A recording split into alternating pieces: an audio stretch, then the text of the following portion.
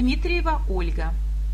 После усиленных приемов капель, 12 видов сразу, пошло сильное обострение в виде отделения мокроты и, как следствие, потери голоса, и появился очень сильный кашель. По рекомендации наших врачей, которые занимаются подбором и изучением наших капель, смочила горло и грудь салютомом. Через 10 минут мне стало легче. Теперь каждое утро делаю эту процедуру, так как салютом гармонизирует, подтягивает работу всех органов и систем в организме человека.